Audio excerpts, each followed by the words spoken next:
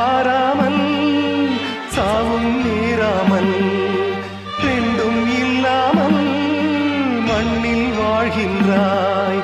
பெண்மை கண்டாலே தாய்மை காண்கின்றாய். பலர் பூஜை கொண்டாடும் பூவாய் வாழ்கின்றாய். மகனே அழுதது போதும், புன்னகை சிந்து இனி பூக்களின் மாதம்.